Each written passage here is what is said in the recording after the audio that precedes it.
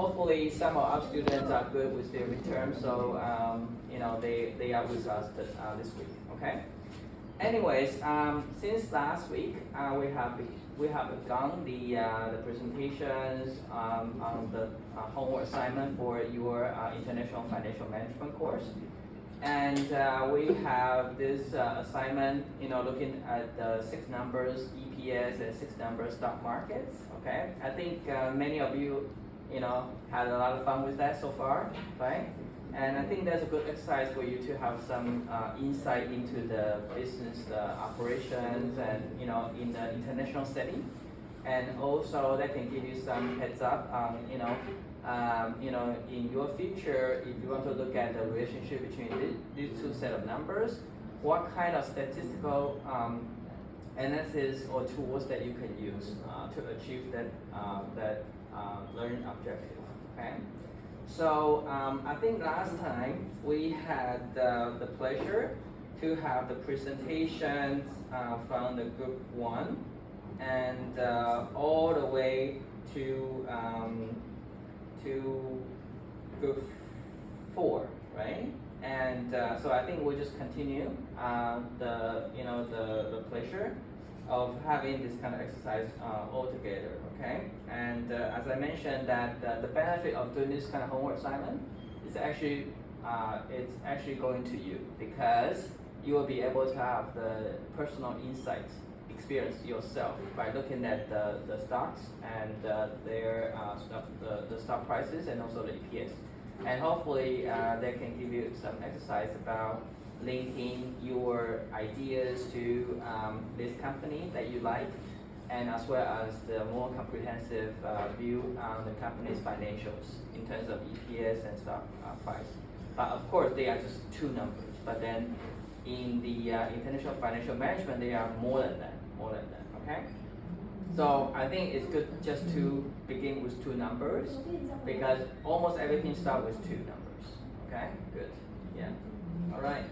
And so if I were to look at the yes. All right. So so if I were to look at our schedule, I think last time we have many students presented, and then so today we'll begin with group 5. Is do we have group 5 here, or is that the is it still on the way? Okay. Is that 8 Asa, right? Is she in group 5? Yes. Okay. Okay. Maybe she's on the way. Yeah. And what about group 7? Group 5. Group 5, group 6. Okay. So we have 6 here and 7. 8. Okay. Good. So we have most people here. And group 4. Is that you, Victor? Oh, him. Okay. All right, so we just have to wait for Asa to arrive, so people will begin. Okay. So how's everyone's week so far? How was your week so far this week? How do you enjoy the days? How's Taiwan treating you so far? Oh, it's like roller coaster. For Yeah. today's stock market, Yeah, the market is up and down. Up and down. Up and down. Yeah. So, but then, but as long as in the medium run, where does the stock go? You can benefit from that, right? Of course. All right. I think this morning we had a really good time with the other class of mine. That was International Financial Management. We have the guest speaker from Japan, and it's from the Minji University, and then that is located in Japan, Tokyo. Yeah. So I think the first thing he mentioned about the presentation is about the stock price in Japan, which just had the record high. Yeah. It's about 50,000 points now. Yeah. So it keeps going up. So and then so of course the people care about the stock markets and the stock price. And then but then because his topic was on the family firms, so then we kind of moved into the business world, the job market world, right? Yeah. Mhm. So you were there, right? Yeah. So that was really good time, right? Yeah. So there was a lot of fun, and so I look forward to have some more of those exercises. Oh, by the way, we have HDMI. So does it mean I can connect to my laptop? Yeah, sure. Okay. So yeah. Anyways.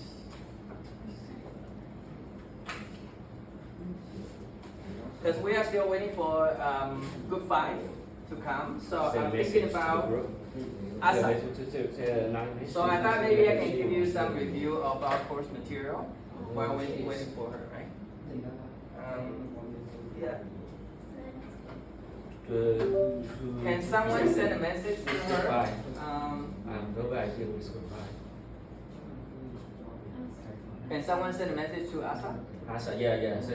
Just say if he's on the way and where is she about. Okay. At the same time, I can just talk about some interesting topic that we had last time. So where were we last time?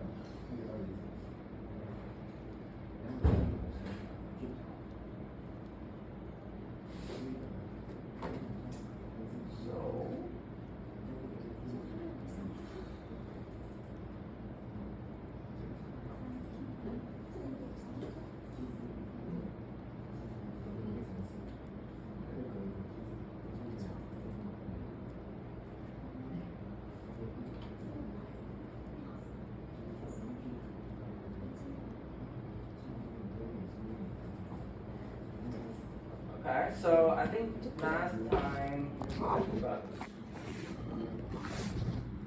Victor, do you remember, have we finished this chapter? Yeah. Yeah, I think we have finished it. We finished this, right? Yeah, finished it. And then we went on to the next one.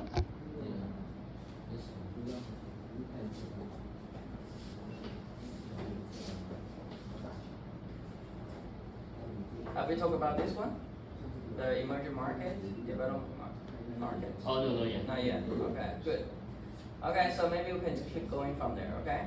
Okay. Let me see. If there's Trade. have we talked about the trade? No, not yet. Not yet. About the exchange currency. What about the investment by foreigners? Have we talked about that? Not yet. Not yet. What about Japan? No, Not yet. no, Okay. yeah, we are away for 2 or 3 weeks because of the holiday. Okay, yeah, exactly. So what about the export value and trade balance? Not yet? Not yet. Okay, good. What about the No, we haven't got about the GDP? No, GDP, no. Not yet. Okay. Not yet. So why don't we start with GDP? Okay, sure, no Yeah. Look back I to think this is Economics 101. exactly.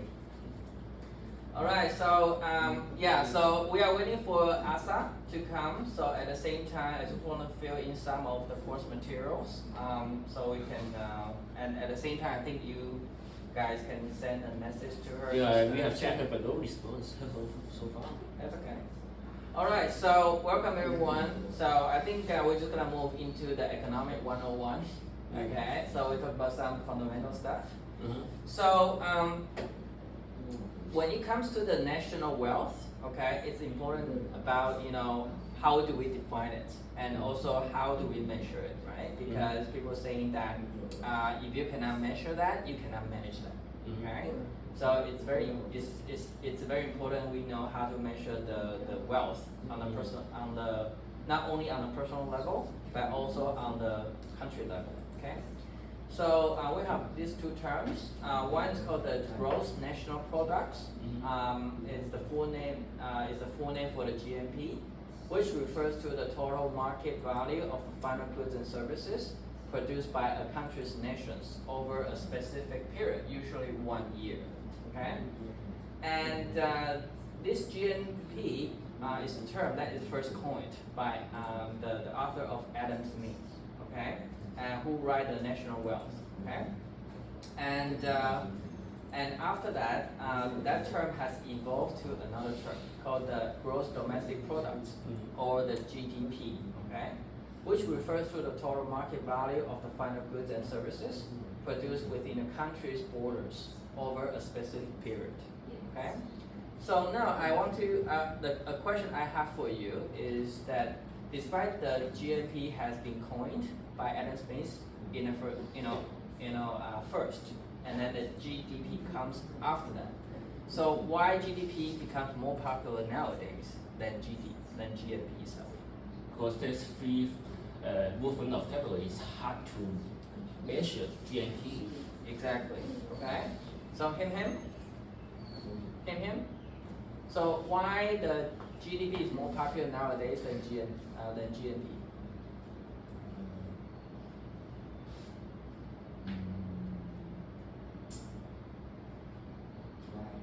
Yeah. I think Victor just answered that. Were you listening? Okay. Okay. All right. So so let me just repeat the Victor's response. Okay. So because it's easier to measure within the border, so that's why GDP is more popular nowadays. Think about the government when they try to measure the GDP, they can just talk to the owners of the factories within Taiwan. They will be able to come up with the numbers, right? But then the GNP is on the nationals. Okay, so like for example, they could be a couple of Taiwanese people. They may be living or traveling overseas. For example, maybe in Ukraine, right? And maybe they spend 10 years over there, but they don't talk to anyone in Taiwan. Okay, so in such case that Taiwan government, they do not know how much wealth the person is producing in Ukraine. Okay, so in such a way that it becomes difficult to measure personal wealth on the individual levels. Okay, and you want to measure within the border? Yes, I mean the government, they knows a lot about within the border. For example, how many people the factory hires, right? Or how many people are actually purchasing goods and services, because you can get an idea from the consumption tax, right?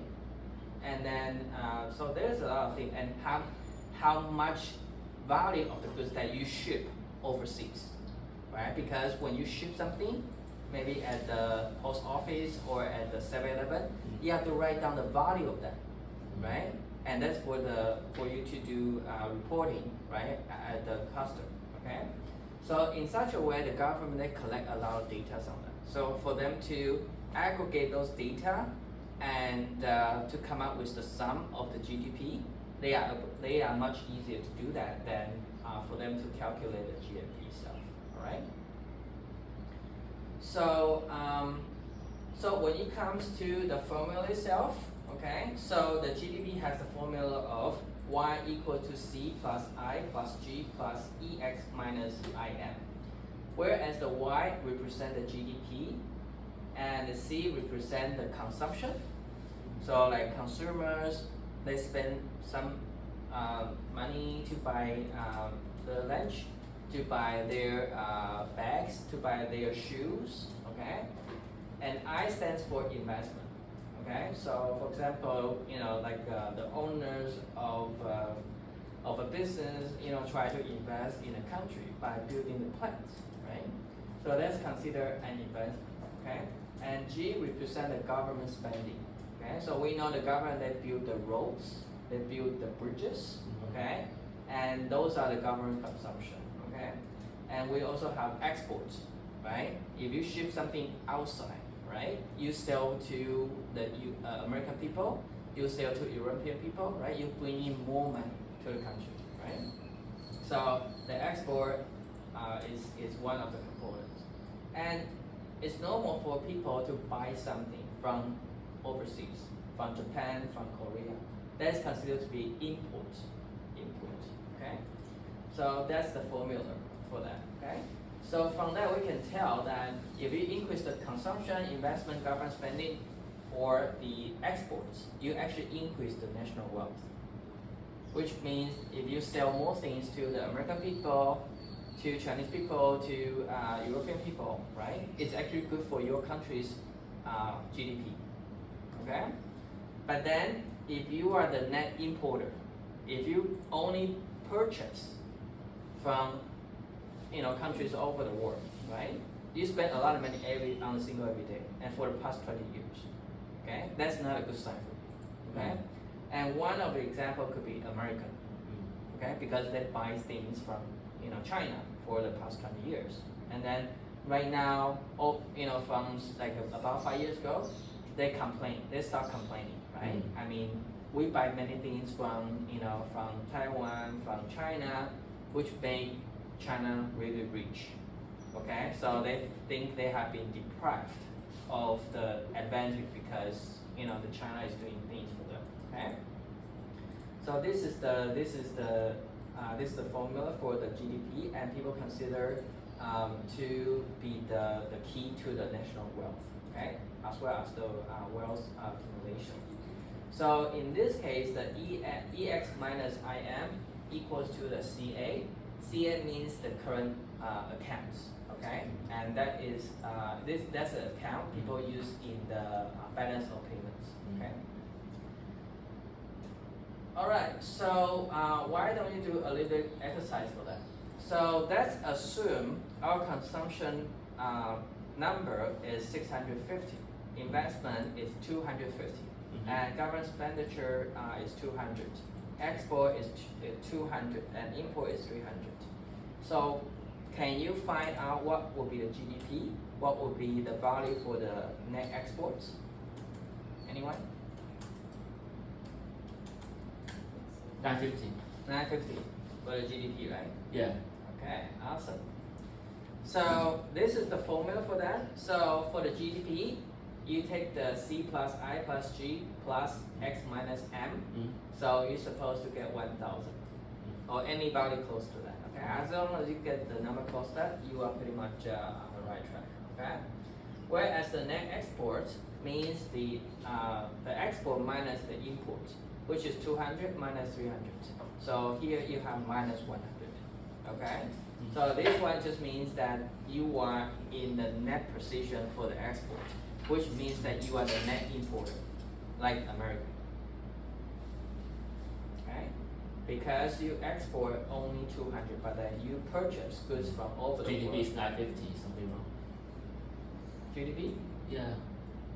600 plus 250 plus 200 plus 200 minus 300. Okay. Yeah. Some calculation error. Yeah, so maybe, okay. Anyway, so so this is just one exercise, okay? All right. So if we look at the GDP portion and also the export portion, so the export is right here, okay? So this will be represented by this gray line here. So this one is being reported for 2020 in Taiwan. So as you can see, Taiwan is really export oriented, okay? So that means the export account for almost 70% of the GDP back in 2020. Okay, so that's why if there's an external shock to Taiwan's exports, we can see there is a red flag on the national's GDP trend. Okay, so that's why it's very important for you to get a better understanding of the exports and also the international business, international finance, international financial management. Okay, because that's what the Taiwan business rely on. Okay, and that can apply to many countries, like in South Asia. Okay, like China is one of them. Vietnam could be one of them. Okay, so we can see like Philippines and also Malay. So we can see those countries has been developing pretty quickly, right, over the past decade, and that's why, and that's partly because they have been making a lot of effort into the exports. Okay, when you sell things to overseas, they actually can give you a boost to the economic growth. Okay. All right. So when it comes to the GDP, we have something called a nominal. We also have something called a real. Okay. So nominal means it's calculated based on the formula. So that's we have seen the formula before, and we also have something called the real GDP. Okay. And what this means is that Net of inflation. what yes. Yes, What it inflation. means, we have to take into account of inflation. That's correct. Thanks, Victor. So what this means is that, for example, if you make a lot of money, but then there is inflation in your own country, okay, means that maybe, well, not just last week, we had a group, not in this class, but then in the other group, we did the Deutsch, the Germans, dollar, the pounds, right? So the marks, and then he reported that in needs when in a hyperinflation time, back in 1931 in German. Guess how much does it cost to buy a loaf of bread?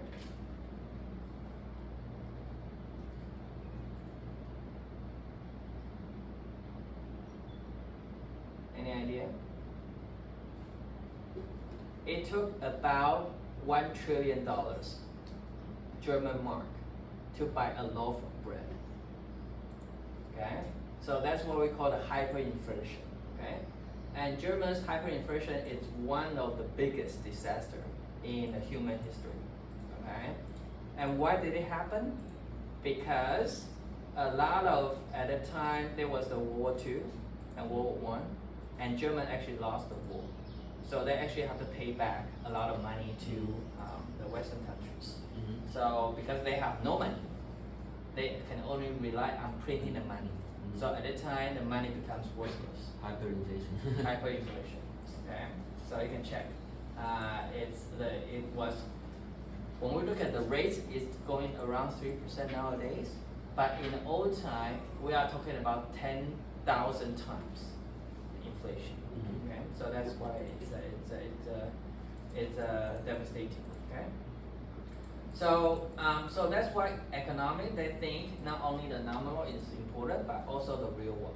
Okay, so because the inflation can actually decrease a lot your purchasing power, make your money really worthless. Okay, so that's the time people have to kind of switch to gold, okay, or to other precious metals. Okay,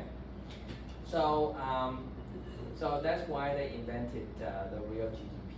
Okay, and so from the national income perspective, okay, so we can not only rely on the GDP, but also look at the different formulas. Okay, so the economy, they look at the open economy. They also look at closed economy. Okay, so what open economy means is that the company is open to trade, like to trade and to export and to import.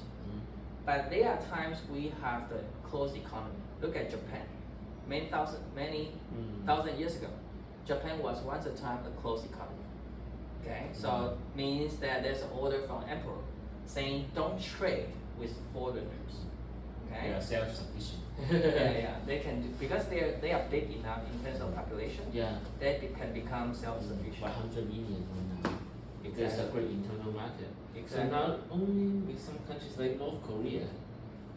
They got close economy. It's kind of different because North Korea, they still knock on the South Korean's door asking for the money, right? But then at the time, the Japan was trying to be self-sufficient. Means they don't knock down on someone's. Well, by the way, they are the item, right? So they cannot knock down on someone else as well. So when it comes to closed economy, so it can boil down to three terms: consumption, saving, and taxation. Okay.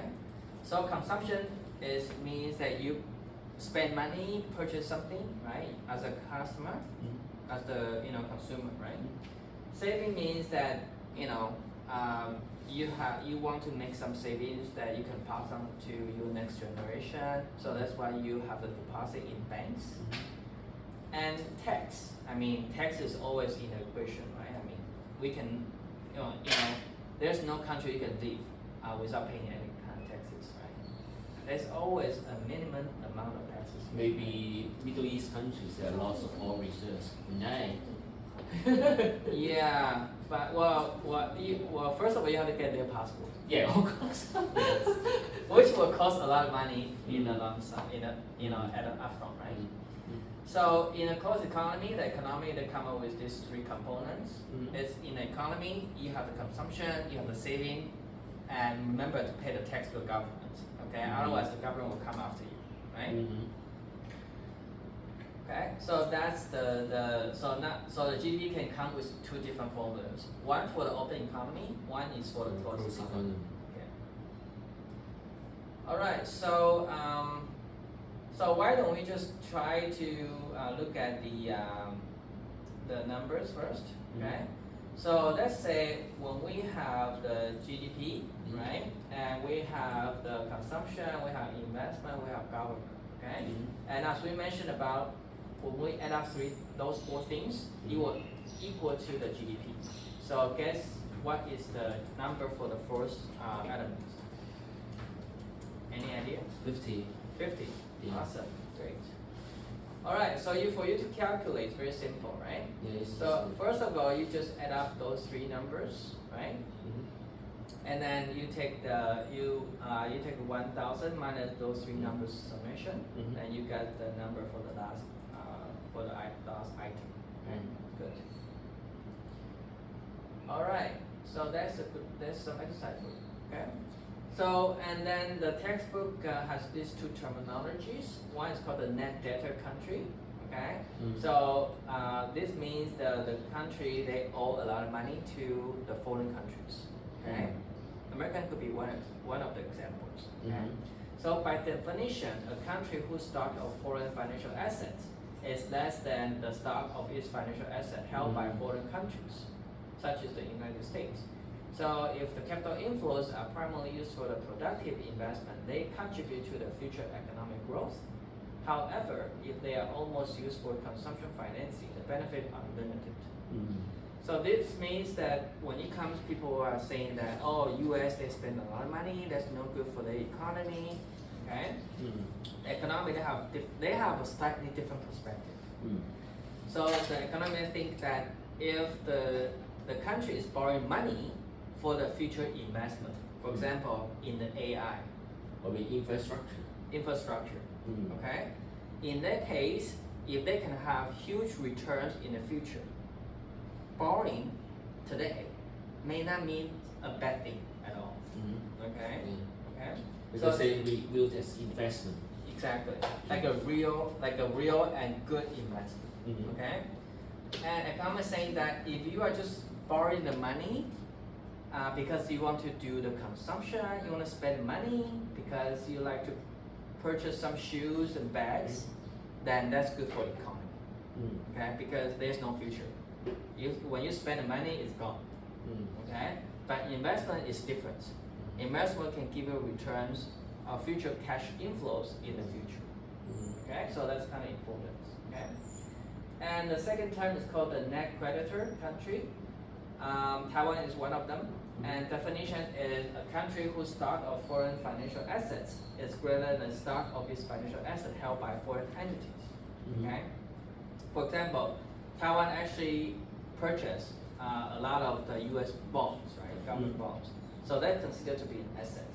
If Taiwan doesn't want that asset, want the cash instead, Taiwan can sell them and get the money back. Okay. So in such a way that the Taiwan is lending the money to the U.S. People, right? So in such a way, the Taiwan is a net creditor country. All right. So so that's by definition. And if you are willing and if you are capable of lending money to someone else, well, that's good. That's a good sign, right? Yeah. All right, so I think this is actually a good, the feedback to the debate nowadays, saying that if you owe the money, it just means 100% bad. So the economic, they have different perspective. They're saying it's not 100% bad.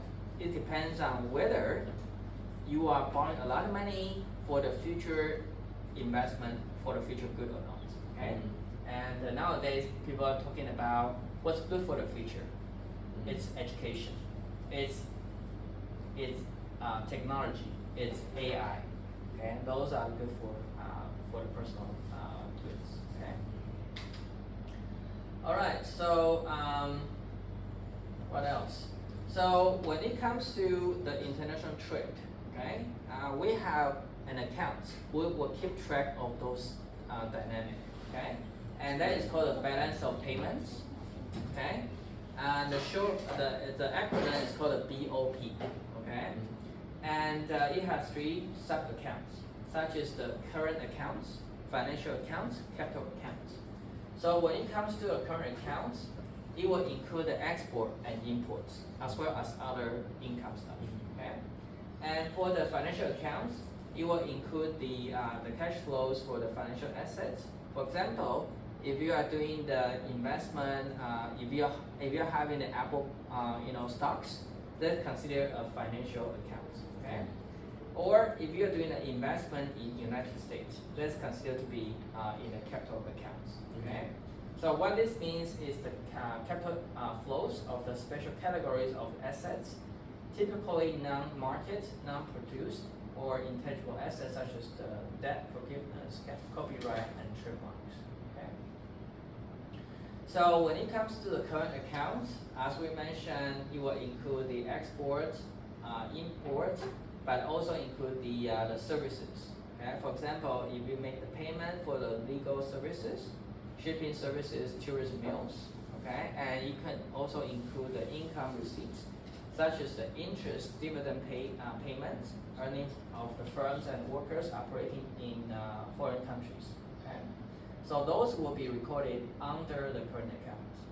Okay, for the financial accounts, it means the difference between the sales of domestic assets to foreigners and purchases of the foreign assets by the domestic citizens. Okay, we can have the financial inflows, such as the foreigners loan to the domestic citizens by buying the domestic assets. Okay, or the domestic asset sold to foreigners because the domestic economy requires money during the transaction. Okay. All right. So when it comes to the country's central bank, okay. So it's basically the institution responsible for managing the supply of the money within the country. Okay. For example, when we talk about the United States, the central bank will be the Federal Reserve, right? Okay. And the central bank is often buy or sell the international reserve in private asset markets to affect the macroeconomic conditions in their own economy. Okay. What this means is the international for the Federal Reserve, they have the responsibility to control the interest rate, inflation rate, and also the exchange rate.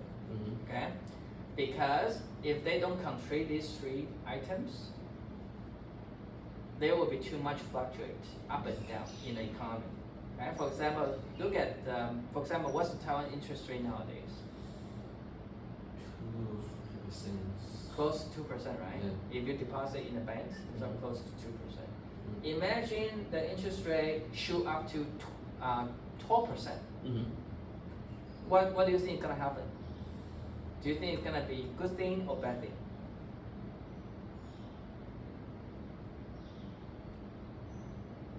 So it's a bad thing because the import price will be higher.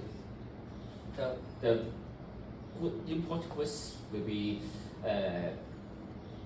very high, the price will be higher. All the goods will be off. The price of the goods will be higher, and then the money is lost. The purchasing power will drop, and then that's not good for the country. Well, explain to me why the price will go up. Right, the price will go up because there are too much money chasing two figures, and then with the central bank printing too much money, and then there's too much money in the society. And Okay. then the manufacturing sector or service sector is unable to increase the supply to cope with the demand. So Mhm. that's inflation. So you're saying if the interest rate go up, Mm-hmm. then inflation will go Go up. down. Go down. Yeah. So if the inflation goes down, then the price will drop. Yeah, because people will save. Instead of purchasing things, they will choose to deposit money into the bank to earn the interest to defer their consumption decision. Right. So if the price drop too much for a long time, is that good for economy? No, there still be deflation. Deflation. Deflation is not good for the economy. Okay, good. Now let's look at so the interest rate and inflation. We talk about those two things, right? Mm-hmm. So let's say if Taiwan's the currency drop quickly, Mm. right now what's the exchange rate between U.S. and Taiwan NTD exchange rate now? Is that 32? Something, 32, yeah. Okay, so imagine if 32 dropped to 60. Well, that should be a good news for us. It's good, it's useful for the export. Yeah. But what will happen to the economy? The economy, Do you think it's gonna be bad or good? the import price will be much higher because our currency rate drops, right? Okay, good. And then we have so many imports, and then we face hyperinflation. Exactly. Okay. So that means that because we currently buy a lot of export, right? Mm-hmm. We currently buy a lot of import, like oil, Yeah. Gas- Energy. Yeah. energy, right? Taiwan buys a lot of those things from overseas. If the Taiwan dollar becomes really cheap, the import becomes more expensive to Taiwanese people. So the import price will go up Mm-hmm. when you convert from US dollar to the NTD. Mm-hmm. Okay, so are you guys riding motorcycle in Taiwan? So I wonder how much money do you have to spend to pump up the gas in Taiwan for the motorcycle? Maybe for 50 cc, standard one, $100, right? $100. Yeah. Okay, so imagine if the Taiwan dollar depreciate a lot, okay, to 60.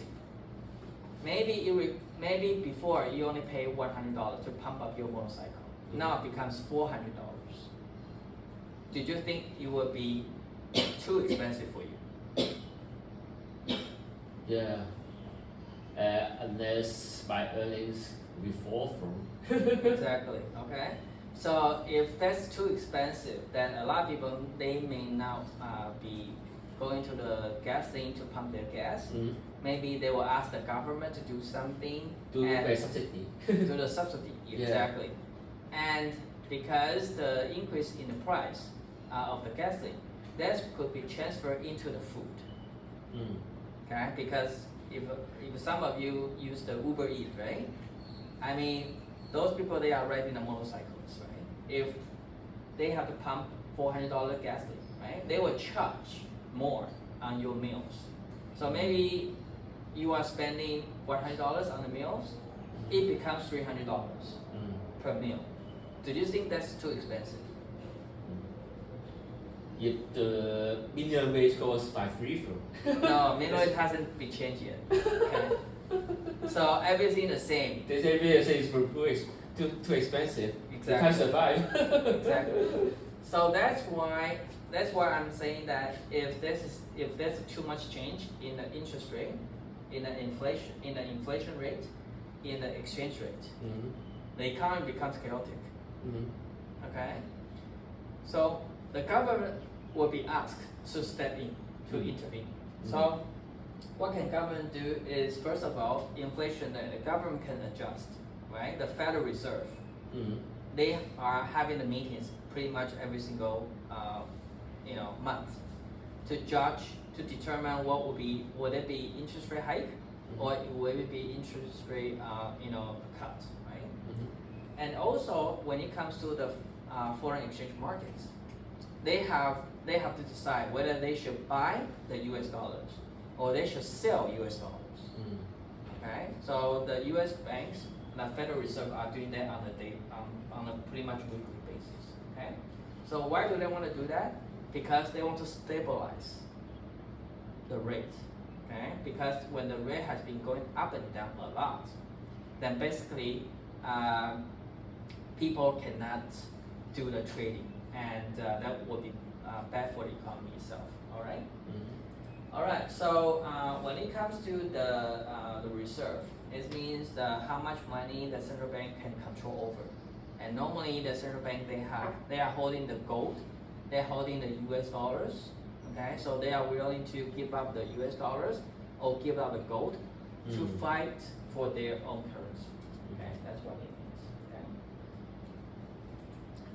Okay. Okay, so one reason why the foreign exchange intervention can alter the macroeconomic condition is that it is a way for the central bank to inject the money into the economy or withdraw it from the circulation. Okay. So when it comes to the intervention, okay. So what it means is government can either print a lot of money to put into the market, so everybody got some money. Okay. For example, in Taiwan, I think just last year, we have the 普发1万块. Everybody got the $10,000 cash rebate. Okay. And then for previous year we have consumption vouchers, Yeah, exactly. 消费券. Yeah. 消费券 Consumption as well. vouchers. Yeah. And about that rebate, I think they are talking about to do it again this year. Okay, because they want to stimulate the economy. Okay, because when everybody's get that $10,000, people become a little bit rich. So the tendency to fire people, to lay out people, becomes smaller. Okay, and that's how the government try to bring some fortune to the people. Okay, and are there any basic consequences to that? Yes. Okay, but we'll talk about it later. Okay.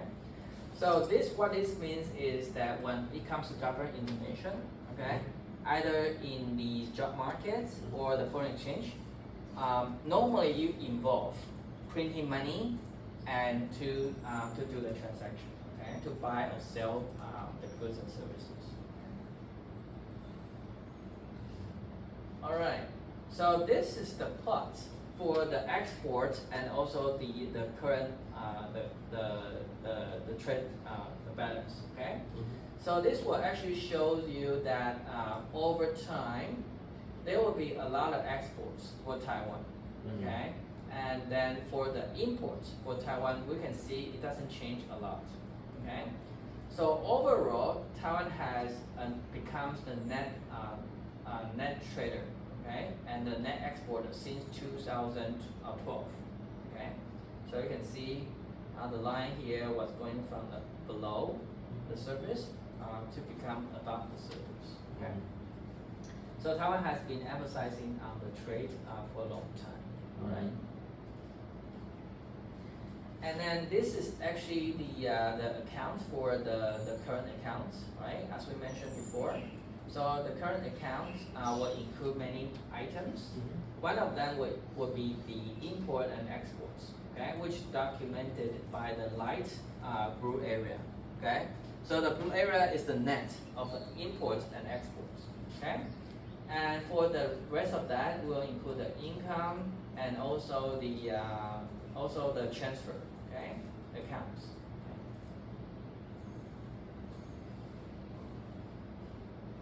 All right. So let's talk about the one example from the textbook. Okay, it's called a Kumamoto effect. So it's about the TSMC. We know TSMC has expanded the factory to USA, and then the Japan, and then the German, right? So so investment from TSMC has been observed for the past 5 years. So far, that direct investment in Kumamoto, Japan, okay, has become Japan's most advanced wafer fabrication facility. It's estimated to generate up to $20 trillion yen in economic benefit over the next 10 years. Okay, So this actually, what are the benefits of this? Will include the introduction, the advanced technology to drive the revival of Japanese semiconductor industry, also introducing the management, operation efficiency, also attract the related enterprises, right? Around, because around the plant, people need the suppliers. Also, people need a restaurant, locally, right? To supply those people from Taiwan or from all over the world, right? And also that will create jobs and stimulate the economy. Okay. So, and the indirect effect of that is to drive the investment in infrastructure such as transportation, water, electricity, and housing development as well. Okay. So if you look at what happened to the real estate around the Kumamoto plants in Japan, it actually go up. Right? All right. So when we look at the how much money people invest in Taiwan's securities, you can see over time it's not really a lot. Okay. But then if you look at how much investment that going abroad from Taiwan, it's actually become larger and larger. Okay. Why? Because when it comes to the the new financial products, right? Normally it comes from the US because they have a lot of PhDs in finance and who are specialists in financial engineering, yeah, securitization, right? So they have a lot of products from there. Okay, so also the market is bigger there. So that's why a lot of development has been concentrated in US rather than in Taiwan.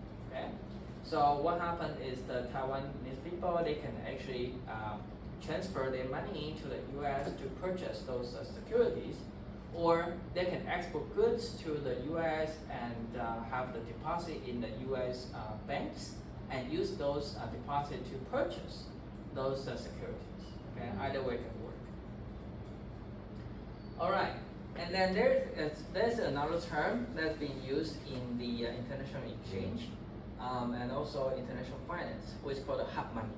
Okay, so hot money refers to the high mobile international capital.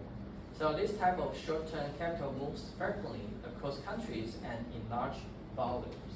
Okay, so I just want to get your perception on the hot money. Do you think hot money is good or bad?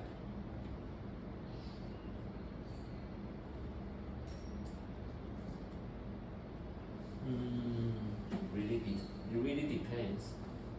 How? If how money flows into a country, and then the short-term economic outlook will be better because there will be lots of investment abroad. Yeah. But that may create inflation, and then when the hot money leaves, and then the economy of the economy of that country will collapse. Okay. Can you give me one example how they work? Say maybe it's for some small open economies, and they may attract hot money.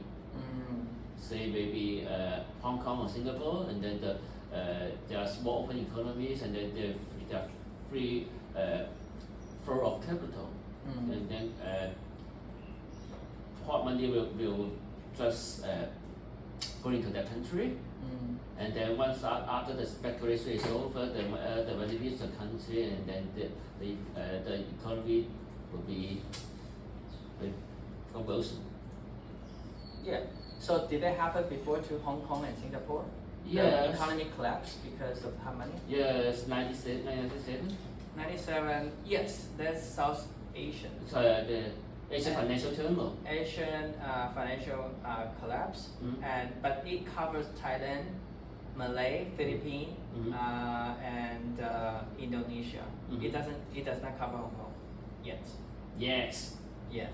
Yes. After the return of sovereignty to China. Okay. Well, I think Victor has given us some hints. First of all, it needs to be an open economy. Yeah. For the capital to go in, right? And second, if the economy is emerging, is small, Yeah, small. then it becomes more vulnerable to the Volatile. attacks. Vulnerable, yeah. Yes, okay? So just imagine this way. If the money goes, imagine there's like a huge money, right? Maybe we're Huge talking about like, With large mutual fund or sovereignty fund, yeah, like Temasek. yeah, something like that. Mm-hmm. So let's assume there's a large sum of money just going to, a country, right? Mhm. Spend there for 2 years, and then just cook up all the stock markets and real estate. And after you profit from the, from that, manipulation, it benefits, and then it withdraw from the market like overnight. Yeah. What do you think about the economy? Do you think economy will be able to sustain that? If it's a large economy, we doesn't rely heavily on the financial market, and then the other sector will have to cover up. Otherwise, if the country relies on mainly the financial sector, and then it will collapse. Exactly. Okay. So if everybody is kind of moved into the real estate sector during that time, so not only the foreigners are cooking up the price of the real estate, but also the local people. Okay, and then when the foreigners they withdraw the money and there's no backup, right, from other sectors to cover that sector. Okay, the real estate sector can be collapsed. Okay, so in reality, if we look at what happened in 1997, the Asian crisis spread over Malay, Indonesia, Thailand, right, and Philippines, it actually affected a lot of people. Okay, why? Because there was hot money went into the local, they cook up the price of real estate like 3 times over like a very short term, like over like maybe 3 years or so. Okay, after they benefit from that, manipulation, they withdraw from the market quickly overnight. So they just they take all the money back to the U.S. So imagine if the house go up, right? Maybe imagine house price is 100 right now. It went up to 200, and you think, oh my God, everybody's buying house right now. I should get in. So maybe at the time you are in an emerging market. So once you get into the market, and you purchase at $200, right? And it went up to $300, and you feel happy. But overnight, those foreigners they withdraw the money. The stock price went back to 200 and went back to 100. What happened to you? You are stuck because you purchased at 200, but then the stock price is 100 right now. Are you willing to sacrifice? Are you willing to sell the house? No, right? Because if you sell the house, you have nothing. Why? You put in your pension and you owe the bank's money. For you to let go right now, it becomes too expensive. Okay? So that's reality back in 1997. Okay? A lot of people, they get stuck. They cannot sell the house. Okay? But then they purchase too high. But then you might think they purchased too high, but then they already purchased at 200. Okay? When the stock price went up from 100. Okay? So that's what happened. A lot of people get stuck because of the crisis. Okay? And the crisis can happen to the open economy, to the small economy, because for the small economy, normally